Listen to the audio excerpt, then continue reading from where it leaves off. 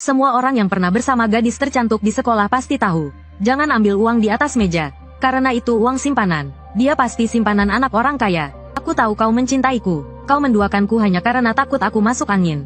Sambil melihat pesan yang dia kirim ke primadona kampus, Lin Fan tiba-tiba berlinang air mata. Tapi bukan karena dia bucin, melainkan karena dia telah berada di dunia lain selama 100.000 tahun. Sekarang dia akhirnya terlahir kembali di bumi. Dulu, Lin Kiki menggandeng Zhang Kuang, anak orang kaya, lalu mencampakkan Lin Fan. Mereka tidak pernah menyangka, Lin Kiki ternyata hamil anak Lin Fan. Setelah mengetahui kebenarannya, Zhang Kuang menyewa pembunuh bayaran untuk membunuh Lin Fan. Setelah kematiannya, Lin Fan pergi ke dunia lain, dan beruntung mendapatkan batu dewa 9 langit. Dia mencapai puncak dewa tertinggi dan menguasai dunia lain selama 1000 tahun. Namun, dalam suatu peristiwa kesengsaraan surgawi, dia diserang balik oleh iblis hatinya dan tubuhnya hancur. Tapi takdir berkata lain, seutas jiwa yang tersisa mengubah takdirnya, membalikkan waktu dan kembali ke bumi. Dia tidak hanya kembali ke titik awal. Yang lebih penting lagi, batu dewa 9 langit juga ikut kembali. Saat ini, Lin Kiki sedang bermesraan dengan Zhang Kuang. Tiba-tiba Lin Fan mendobrak pintu dan masuk. Kubur saja harapanmu itu. Kau tidak pantas untukku. 30.000 ini hadiah dari Kuang Ge untukmu. Pergilah sejauh mungkin. Setelah itu, dia memamerkan cincin berlian pemberian Zhang Kuang. Memikirkan beberapa tahun aku bersamamu. Sungguh sia-sia. Lin Fan tersenyum sinis. Lebih baik kita berpisah baik-baik. Kenapa harus mempermalukanku? Zhang Kuang langsung naik pitam. Sampah sepertimu berani bicara dengan Kiki? Minta maaf sekarang. Mendengar keributan itu, pengawal berkulit hitam segera bergegas masuk. Hei, bocah, dengar tidak? Bosku menyuruhmu minta maaf. Lin Fan hanya mengatakan satu kalimat. Semoga kalian berbahagia selamanya. Lalu dia berjalan keluar. Zhang Kuang memberi isyarat mata. Pengawalnya langsung mengerti. Mereka menghalangi jalan Lin Fan. Berlutut dan jilat sepatuku sampai bersih. Mungkin kalau aku sedang senang, aku akan melepaskanmu. Lin Fan berkata dengan dingin. Aku sebenarnya tidak ingin mempermasalahkan ini. Kenapa begini? Zhang Kuang tertawa kecil, lalu mengambil kotoran di lehernya, dan menggulungnya menjadi pil kecil. Ini esensi dari tubuhku. Sekarang kuberikan kesempatan padamu untuk memakannya. Lin Kiki langsung bertepuk tangan. Suamiku hebat. Lin Fan mengepalkan tangannya erat-erat, tapi segera melepaskannya. Seharusnya, aku memang harus memberi kalian pelajaran. Tapi sekarang aku berubah pikiran. Karena aku rasa kalian belum pantas untuk kutangani. Pengawal itu tidak tahan lagi mendengarnya. Kau masih saja berlagak. Ya, lebih baik kau berlutut saja. Detik berikutnya, pupil mata Lin Fan seketika berubah dari hitam menjadi merah. Kau mau mati? Melihat aura mengerikan yang dipancarkannya, pengawal berkulit hitam itu ketakutan dan mundur beberapa langkah. Namun, Lin Qianqian tidak peduli. Tuan muda Zhang, lihat betapa sombongnya dia. Zhang Kuang langsung berdiri dan menunjuk Lin Fan dengan marah. Berhenti kau, ayo, nak, hari ini kau akan mati di sini. Namun, detik berikutnya, kakinya tersandung. Dan dia jatuh tersungkur. Pil yang dia keluarkan, malah jatuh ke mulut Lin Qianqian. Kakinya langsung menegang, dan dia berlutut di lantai. Dia tampak seperti ingin muntah. Namun, Lin Fan bahkan tidak meliriknya. Dan langsung meninggalkan hotel. Lagi pula, saat ini dia tidak memiliki kekuatan. Prioritasnya adalah berkultivasi secepat mungkin. Karena telah hidup kembali, dia bertekad untuk melampaui kekuatannya di kehidupan sebelumnya. Berdiri di puncak alam semesta. Kemudian, Lin Fan melewati sebuah apotek, dan menggunakan uang sakunya yang ditabung selama 2,5 tahun, untuk membeli He Shou. Karena adik perempuannya sakit-sakitan sejak lama, dan menderita TBC. Penyesalan terbesarnya di kehidupan sebelumnya, adalah melihat adiknya meninggal karena sakit. Sekarang, dia hanya perlu menggunakan He Shou, dikombinasikan dengan batu dewa 9 langit, untuk menyalurkan energi dan mengubahnya menjadi penyembuh, dan menyembuhkan penyakit kronis adiknya sepenuhnya. Namun, ketika Lin Fan pulang, dia menemukan sekelompok preman menghalangi pintu. Lin Fan langsung berteriak, apa yang kalian lakukan? Mendengar suara yang familiar itu, Lin Xiaodei bergegas keluar, dan memeluknya sambil menangis. Preman itu mencibir, kirain siapa? Ternyata si payah ini. Lin Fan perlahan berbalik, di dunia ini, belum ada yang berani mengganggu adikku. Seluruh tubuhnya dipenuhi aura pembunuh, seperti iblis yang turun ke bumi. Preman itu terkejut dan membuka mulutnya lebar-lebar.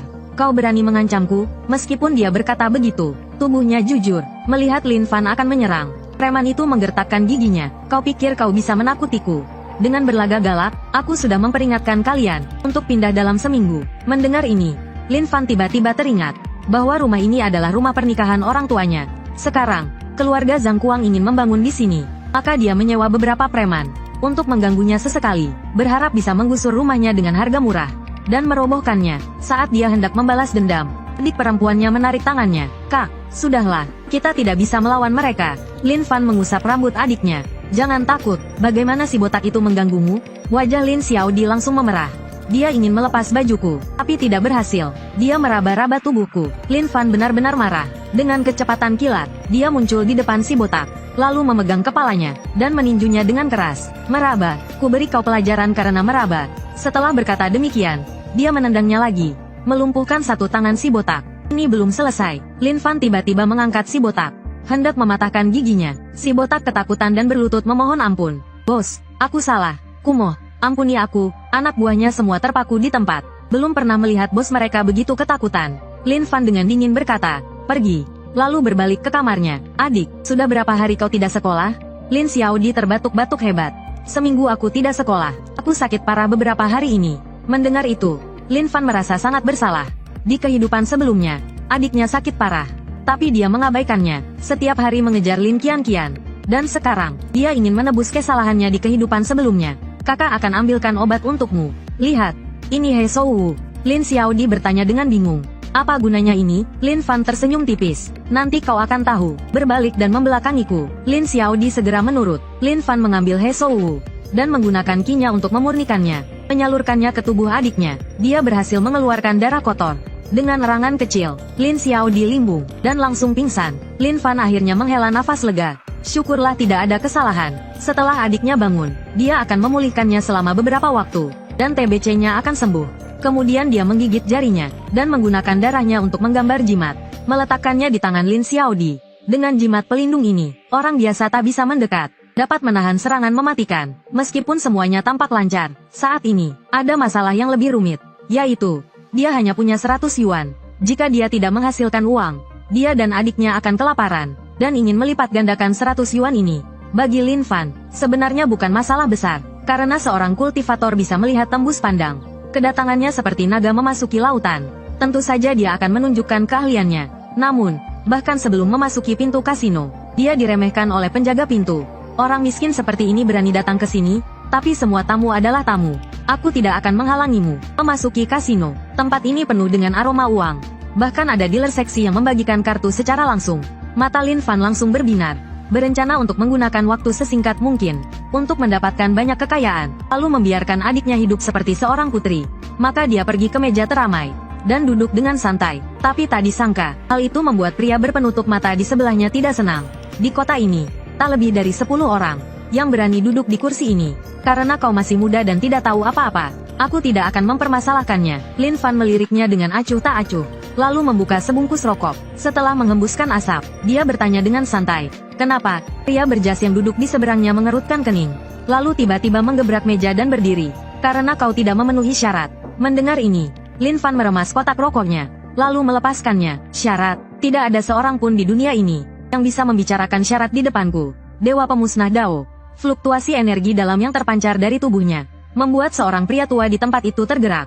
Ini pertama kalinya aku melihat seorang Grandmaster semuda ini. Saat itu, Lin Fan mematikan puntung rokoknya. Lalu bagaimana caranya agar aku memenuhi syarat untuk bermain dengan kalian? Pria berpenutup mata langsung berkata, keluarkan 10 juta, dan all in. Lin Fan menggelengkan kepalanya. Aku tidak punya. Begitu kata-kata itu terucap, semua orang tertawa. Apa dia orang bodoh? Membuat marah beberapa orang penting. Nanti dia akan mati tanpa tahu bagaimana caranya. Dealer cantik itu menghela nafas dalam hati. Pria yang selalu berhayal, seharusnya tidak diizinkan masuk. Tiba-tiba, pria berpenutup mata itu menggebrak meja. Penjaga, siapa yang membawa anak ini masuk? Manajer segera berlari ke sana. Tenanglah, aku akan urus ini. Satpam, cepat ke sini. Ada bocah bikin onar di sini. Begitu dia selesai bicara, pria tua itu berdiri. Anak muda ini tamu undangan saya. 30 juta cukup untuk satu putaran. Pemuda yang tampak lusuh ini ternyata dilindungi oleh Patua Wei. Pria berpenutup mata langsung berubah sikap. Kalau begitu, tamu kehormatan Patua Wei, mari kita main beberapa putaran. Lin Fan langsung menerima cek itu. Terima kasih, Patua. 30 juta memang sedikit. Aku akan mengembalikannya dalam satu putaran. Pria berpenutup mata berkata dengan yakin.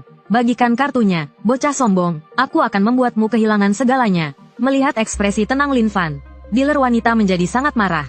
Bocah, rasakan betapa kejamnya dunia ini. Aku akan sedikit memanipulasi kartunya. Patua Wei akan mendapat kartu terbaik. Kartumu yang kedua terbaik. Biar kau dan Patua Wei bertarung habis-habisan. Dan akhirnya kau akan kalah telak. Tapi dia tidak tahu trik kecil ini. Tidak ada artinya di hadapan kemampuan tembus pandang Lin Fan. Sama saja bohong. Meskipun Patua Wei mendapat kartu flush royal, kartu terbaik di meja, dia dengan tegas memilih untuk fold. Dealer wanita itu tercengang. Sekarang kartu terbaik ada di tangan anak muda ini. Bagaimana ini? Pria berpenutup mata mengamati semua orang. Kartuku bagus. Aku pasti tidak akan fold. Kita lihat saja apakah kalian berani ikut.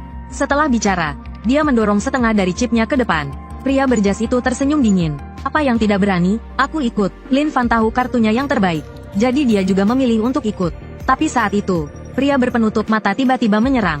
Aku lipat gandakan. Lin Fan dengan santai menyalakan sebatang rokok.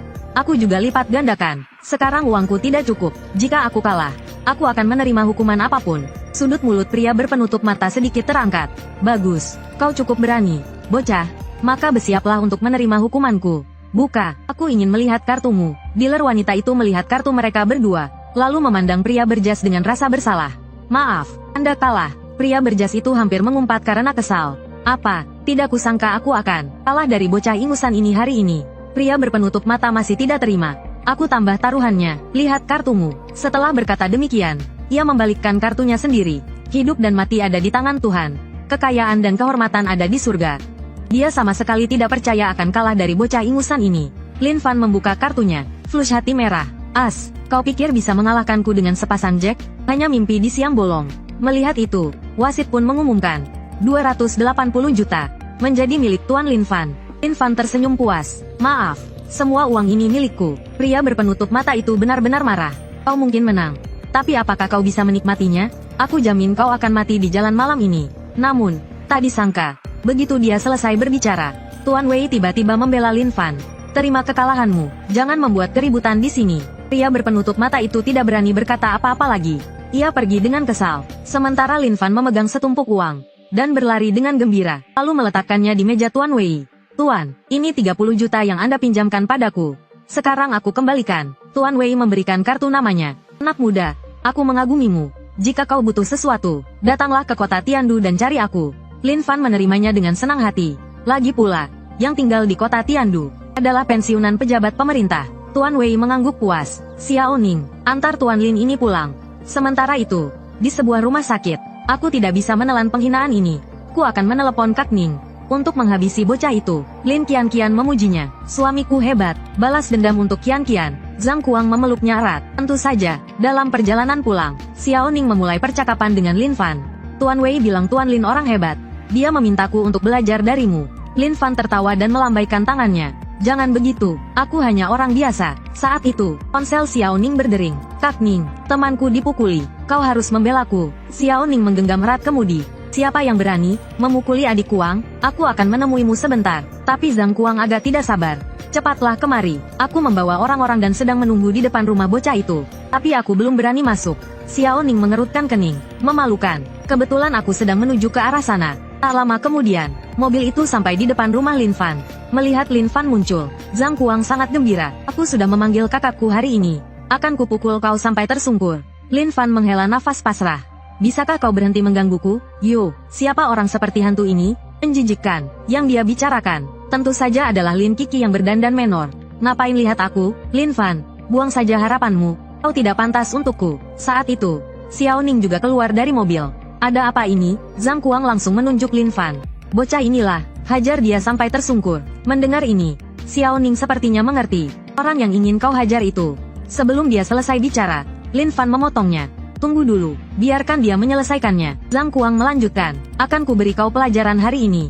Bukankah kau hebat? Kenapa diam saja? Bisu. Ya, Lin Kiki berjalan ke arah Xiao Ning. Jadi ini Kak Ning, sungguh tampan dan gagah. Lin Fan, lihat dirimu. Berdiri di samping Kak Ning. Kau seperti badut murahan. Lin Fan mengorek telinganya dengan jari. Sudah selesai, berisik dan memekakkan telinga. Lin Kiki tertawa mengejek. Belum, aku masih mau bicara. Kak Ning, giliranmu. Xiao Ning langsung menggulung lengan bajunya. Memang sudah waktunya aku turun tangan. Aku juga tidak tahan lagi. Zhang Kuang tertawa terbahak-bahak. Kak Ning akan mengamuk. Hajar bocah sialan itu. Namun, Xiao Ning mengangkat tangannya dan menamparkan wajah Zhang Kuang. Zhang Kuang jatuh ke tanah. Kak Ning, aku menyuruhmu menghajar bocah ini. Kenapa kau memukulku? Xiao Ning berkata dengan tegas. Tuan Lin adalah tamu penting Tuan Wei. Kau ini siapa? Kau cari mati. Ya, berlutut dan minta maaf pada Tuan Lin. Setelah mendengar itu, kaki Lin Kiki lemas, dan dia jatuh terduduk di tanah. Lin Fan tersenyum kecil. Sudahlah, aku tidak ingin berurusan dengan anjing gila. Suruh dia pergi saja. Xiao Ning menatap tajam Zhang Kuang. Cepat pergi, mau kutraktir makan malam dulu? Zhang Kuang ketakutan sampai berkeringat deras. Baik, aku pergi sekarang. Saat itu, Xiao Ning teringat pernah menghina Lin Fan. Ia segera berkata, Tuan Lin, saya tidak tahu itu Anda sebelumnya. Lin Fan berkata dengan tenang. Tidak apa-apa, kamu boleh pulang. Hal kecil, tidak perlu dipikirkan. Sebuah ekspresi hormat melintas di mata Xiao Ning. Tuan memang berjiwa besar. Kelapangan hatinya, sungguh mengagumkan. Mendengar suara pintu terbuka, Lin Xiaodi segera menoleh. Meletakkan kuasnya, ia berlari ke arah Lin Fan. Lin Fan tahu dia baru saja memenangkan 2 miliar. Pasti banyak orang yang tersinggung. Tapi, bagaimana jika harus bermusuhan dengan seluruh dunia? Dia hanya ingin melindungi senyum adiknya. Kemudian, Lin Fan menghabiskan 40 juta untuk membeli sebuah villa di Gunung Suelang dan mengajak Lin Xiaodi untuk melihatnya. Kakak, apakah ini rumah kita nanti? Lin Fan tersenyum dan mengangguk. Tentu saja. Tiba-tiba Lin Xiaodi berhenti. Kakak, villa ini pasti mahal, kan? Kita jangan boros. Tempat tinggal Xiaodi yang dulu sudah bagus. Mendengar perkataan yang begitu bijaksana, hidung Lin Fan terasa perih. Tidak apa-apa, kakak sekarang sudah menghasilkan uang. Sebuah villa bukan masalah. Lin Xiaodi bertanya dengan ragu. Benarkah? Lin Fan mengusap kepalanya. Kapan kakak pernah membohongimu? Sekarang cepat tidurlah. Melihat kepergian adiknya, Lin Fan bersumpah dalam hati. Di kehidupan ini, aku punya kekuatan untuk melindungi orang yang kusayangi. Aku tidak ingin ada penyesalan di kehidupan ini. Seperti yang diketahui para pembaca novel tidur dengan gadis kampus. Mereka sudah bosan dengan kehidupan mewah. Dan hanya ingin mencari pria jujur untuk dinikahi. Setelah membuatkan sarapan untuk adiknya, Lin Fan bergegas keluar. Ternyata dia adalah mahasiswa Universitas Kedokteran Modu. Meskipun tidak perlu belajar lagi, dia masih tertarik dengan hal-hal yang dapat meningkatkan kultivasinya di sekolah ini. Tiba-tiba Lin Fan berhenti. Jelas dia sudah sampai di gerbang sekolah. Tapi saat itu seorang profesor memanggilnya. Sini, bantu aku pindahkan barang-barang ini ke ruang asisten pengajar. Jawaban Lin Fan sangat singkat. Tidak ada waktu. Profesor itu sangat marah sampai kepalanya botak. Aku profesor di jurusan kedokteranmu. Meminta bantuanmu itu suatu kehormatan. Tapi Lin Fan tetap tidak tergerak. Pindahkan sendiri saja. Dia berpikir. Biasanya bahkan rektor harus sopan pada diri sendiri. Profesor itu langsung mengejarnya. Meletakkan tangannya di bahu Lin Fan. Kalau kau tidak pindah hari ini, tunggu saja sampai kau dikeluarkan. Setelah berkata begitu, ia langsung menyerang. Tapi tak disangka, Lin Fan menghindarinya. Profesor itu menggertakkan giginya karena marah. Berani sekali kau menghindar. Detik berikutnya, Lin Fan mengeluarkan aura mengerikan. Profesor itu berteriak kesakitan dan jatuh ke tanah. Sebelum pergi, Lin Fan mematahkan salah satu lengannya. Satu langkah seorang kultivator adalah batasnya. Melewati batas berarti mati. Aku tidak membunuhmu. Sudah merupakan belas kasihan terbesar untukmu. Setelah mengatakan itu, ia berjalan dengan santai ke dalam kampus. Kemudian, Lin Fan mengetuk pintu kantor administrasi akademik. Ternyata di kehidupan sebelumnya, ia meninggalkan studinya karena Lin Qian. Sekarang setelah terlahir kembali, tentu saja ia harus mengurus prosedur kembali ke kampus. Kepala Chen tampak bingung. Ada apa? Lin Fan menyerahkan sebuah dokumen dengan kedua tangannya. Kepala Chen membacanya sekilas. Kau baru saja mengurus cuti kuliah. Kenapa kau berubah pikiran hanya dalam beberapa hari? Lin Fan tersenyum dan hendak menjelaskan. Tapi tiba-tiba terdengar suara dari luar pintu. Kepala Chen, mahasiswa sekarang benar-benar keterlaluan. Melihat gips di tangannya, Kepala Chen mengerutkan keningnya. Profesor Liang, ada apa denganmu? Apakah lukamu parah? Profesor Liang berkata dengan marah. Mahasiswa sekarang seperti preman, berani memukul dosen. Kemudian Kepala Chen menatap Lin Fan. Permohonan kembalimu ke kampus aku setujui. Sekarang pergilah ke kelas. Namun, saat Lin Fan berbalik untuk pergi, ia dikenali oleh Profesor Liang. Lin Fan memasang wajah polos. Ada apa, Pak? Profesor Liang memelototinya dengan tajam. Tak kusangka kau berani datang sendiri. Kali ini kalau kau tidak dikeluarkan, aku bukan Liang. Mendengar ini, Kepala Chen sangat terkejut. Profesor Liang, apa yang kau lakukan? Profesor Liang segera menjelaskan, apa yang terjadi di gerbang sekolah. Pelaku kekerasan seperti dia, aku sarankan langsung dikeluarkan dan namanya di blacklist. Kirim dia ke penjara selama beberapa tahun. Kepala Chen mencoba mendamaikan, anak muda terkadang bertindak impulsif. Bagaimana kalau dia minta maaf saja? Lin Fan tersenyum sinis, dia tidak pantas menerima permintaan maafku. Kata-kata ini, langsung membakar amarah Profesor Liang. Kepala Chen, berhentilah berbasa-basi. Aku ingin dia keluar dari sekolah sekarang juga. Kepala sekolah Chen menghela napas pasrah. Lin Fan, kamu telah memukul guru. Mengingat ini pelanggaran pertamamu. Kamu diskors selama 1 tahun. Sekarang, bawa surat lamaranmu pulang. Detik berikutnya, Lin Fan tiba-tiba membanting meja. Seluruh meja langsung hancur berkeping-keping. Kepala sekolah Chen, Keputusanmu ini, belum kusetujui. Kepala sekolah Chen gemetar ketakutan. Namun, dia tetap nekat berkata, kurang ajar kau, berani-beraninya kau bicara seperti itu pada pimpinan sekolah. Jangankan kamu, bahkan kepala sekolah pun tak berani sedikit pun tidak hormat padaku. Profesor Liang ikut memanas-manasi. Dasar anak ini, baru kali ini aku melihat orang sesombong kamu. Lin Fan tersenyum dingin, nanti kamu akan tahu, apa arti kesombongan yang sebenarnya. Sekarang cepat urus prosedur kembaliku ke sekolah. Kepala sekolah Chen langsung menolak. Ku bilang padamu, kau tak akan bisa bertahan sehari pun di sekolah ini. Lin Fan pamit lalu berbalik pergi. Setelah keluar dari sekolah, dia langsung mengeluarkan ponselnya, dan menelepon Xiao Ning, pengawal Tuan Wei. Sementara itu, di ruang kepala sekolah sedang menikmati momen indah di bawah meja. Tiba-tiba, sebuah telepon masuk. Siapa ini, mengganggu waktuku? Belum selesai dia bicara, suara Tuan Wei terdengar dari seberang. Kembali ke Lin Fan, dia menemukan kelasnya berdasarkan ingatannya. Orang pertama yang dilihatnya, adalah cinta pertamanya, Ji Xiaozhu. Sayang, di kehidupan sebelumnya, dia dibutakan, dan menyia-nyiakan gadis sebaik dia. Lin Fan menyapanya dengan antusias. Xiaozhu, aku kembali. Mendengar suara yang familiar itu, wajah Ji Xiaozhu memerah, lalu dia memeluk Lin Fan erat-erat. Mereka berpelukan erat, namun, momen mesra ini, ternyata dilihat oleh pengagum Ji Xiaozhu. Ku Hengxing langsung berteriak, kalian sedang apa? Siswa-siswa yang menonton langsung bergosip. Tak disangka dia datang ke kelas. Lin Fan berani-beraninya merebut pacarnya. Akan ada drama nih. Ku Hengxing menghentakkan kakinya, dan menghampiri Lin Fan dan Ji Xiaozhu. Sepertinya dia siap memukul. Namun, detik berikutnya, sikapnya berubah drastis.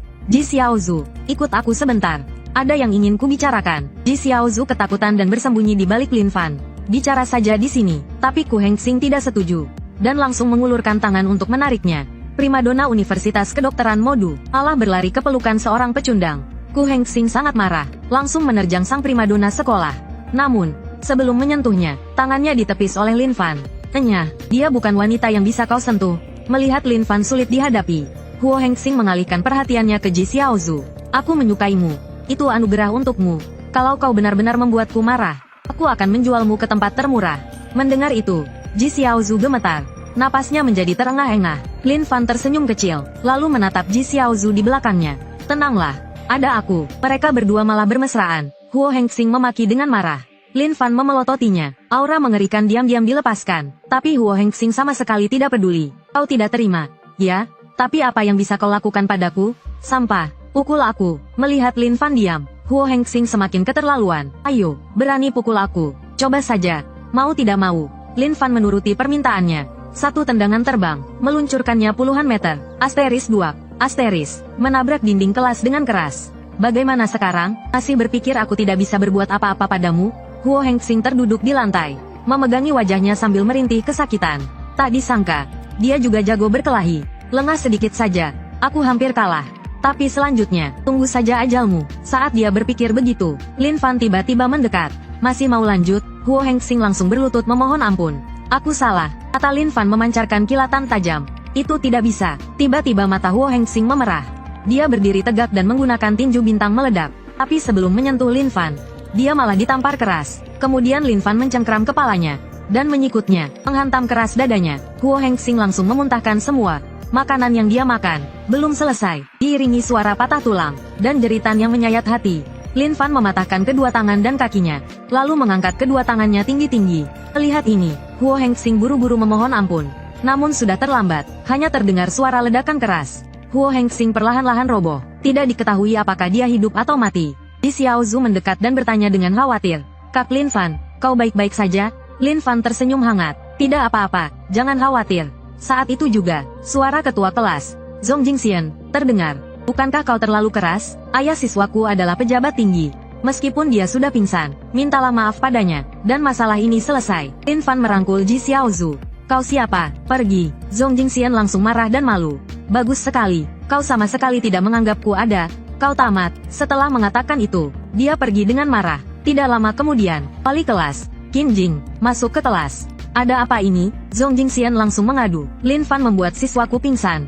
Mendengar itu, Qin Jing menatap Lin Fan. Apa yang sebenarnya terjadi? Lin Fan mengangkat bahu dengan acuh. Ku tidak tahu. Zhong Jingxian melanjutkan. Lin Fan jahat, kejam, dan brutal. Dia hampir membunuh teman sekelasnya. Kalau tidak percaya, tanya saja yang lain. Qin Jing langsung melakukannya, menanyakan pada siswa lain. Tapi mereka hanya melirik Lin Fan. dan langsung merinding ketakutan, karena aura pembunuh yang terpancar darinya. Qin Jing menghela napas pasrah. Lin Fan, ikut aku ke kantor. Ada yang ingin kubicarakan denganmu. Sebelum pergi, Lin Fan sengaja melewati Zhong Jingxian. Sampai jumpa, ketua. Ejekan yang terang-terangan ini membuat Zhong Jingxian sangat marah. Dia kemudian mengeluarkan ponselnya dan menelepon Zige, si pembuat onar sekolah.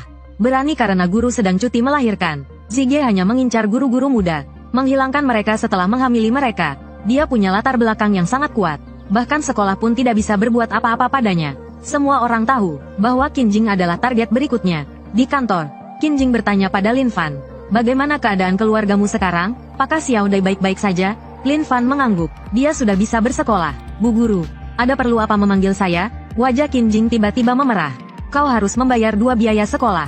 Pasti sangat sulit, kan? Harga rumah di kotamu sangat tinggi. Bahkan rumah susun sederhana sewa pun mahal. Kau belum punya tempat tinggal, kan? Bagaimana kalau kau tinggal di rumahku dulu?" Mendengar ini, Lin Fan tiba-tiba teringat bahwa di kehidupan sebelumnya, Qin Jing juga pernah menampungnya untuk sementara waktu.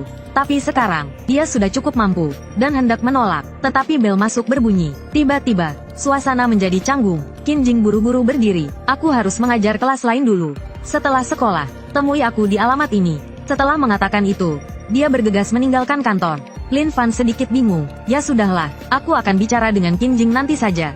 Begitu dia pergi, Zige masuk ke kantor. Setelah melihat sekeliling, dia mendapati ruangan itu kosong. "Sial, dia sudah pergi. Tapi meskipun kau lari, aku bisa menemukanmu." Dia mengeluarkan seuntai tasbih dan membaca mantra. Tasbih itu dengan cepat terurai dan terhubung, segera membentuk proyeksi Lin Fan. "HMPH, jadi, orang inilah berani menyentuh wanitaku, kau mati." Setelah mengatakan itu, dia menghancurkan proyeksi tersebut dengan satu pukulan. Lalu dia menarik kembali tasbihnya dan pergi ke kursi Qin Jing. Dia berjongkok, dan hanya dengan mencium aroma kursi yang diduduki guru wanita itu, pria itu seperti mabuk dan mengeluarkan air liur. Ternyata dia seorang mesum. Hanya dengan mencium aroma tubuhnya, dia menjadi sangat bergairah. Di sisi lain, sepulang sekolah, Lin Fan tidak pulang, melainkan pergi ke perpustakaan. Karena di kehidupan sebelumnya, dia pernah membaca berita tentang seorang profesor di Universitas Kedokteran yang telah mengembangkan semacam ramuan. Saat itu dia tidak peduli. Tapi sekarang sepertinya, itu seperti pil kultivasi. Sekarang aura langit dan bumi menipis. Jika dia bisa menemukan ramuan misterius di kampus, kultivasinya pasti akan meningkat pesat. Saat Lin Fan sedang merencanakan, Ji Xiaozu tiba-tiba muncul. "Tadi Guru Qin mencarimu, ada apa?" Lin Fan menggaruk kepalanya dengan canggung, dan membuat alasan untuk menghindarinya. Adegan percakapan mereka, kebetulan terlihat oleh ancol-ancol Ku Hengxing. "Kak Sen, bocah sombong itulah yang berani merebut wanita wakil ketuaku. Bosku kalah karena diserang secara diam-diam. Jika kau turun tangan, pasti akan menghajarnya habis-habisan." Pria besar itu tersenyum dingin. "Cuma bocah ingusan, aku bisa menghabisinya dengan satu tangan." Dia dengan cepat mendekati Lin Fan dari belakang, dan hendak menyerangnya. Tetapi Lin Fan langsung menangkap pergelangan tangannya. "Jangan macam-macam, atau jangan salahkan aku." Meskipun rasa sakit yang membakar menjalar di lengannya, tapi si besar tetap nekat berteriak, "Aku ingin lihat kau berbuat apa. Mati kau." Dia dengan cepat mengangkat lengannya yang lain, berniat menyikut. Namun, Lin Fan bereaksi sangat cepat. Dengan gerakan menghindar ke samping, dia dengan mudah mengelaknya. Si besar kehilangan keseimbangan, dan hampir jatuh tersungkur. Dia menoleh dengan ekspresi tak percaya. Namun yang menyambutnya, adalah tinju keras Lin Fan. Si besar terlempar, berputar 2,5 kali. Lin Fan dengan santai mengibaskan tangannya, dan menatap si rambut gondrong. "Berisik sekali. Kalian bagaimana?" Si rambut gondrong segera membantu si besar berdiri, dan cepat-cepat melarikan diri dari tempat itu. Lin Fan menghela napas pasrah. Suasana hatinya yang baik telah dirusak. Ji Xiaozu tak tahan untuk bertanya, "Bagaimana kau bisa menjadi sehebat ini?" Lin Fan mengacungkan jempolnya. "Dulu aku hanya merendah." Ji Xiaozu tertawa terbahak-bahak. "Makan bersama nanti, karena harus menemui Qin Jing nanti." Lin Fan tidak mengiyakan. Ji Xiaozu berkata dengan kecewa. Lin Fan tidak tega melihatnya seperti itu, lalu menggenggam tangannya. "Besok aku ada waktu. Apakah aku mendapat kehormatan untuk mengajak wanita cantik makan?"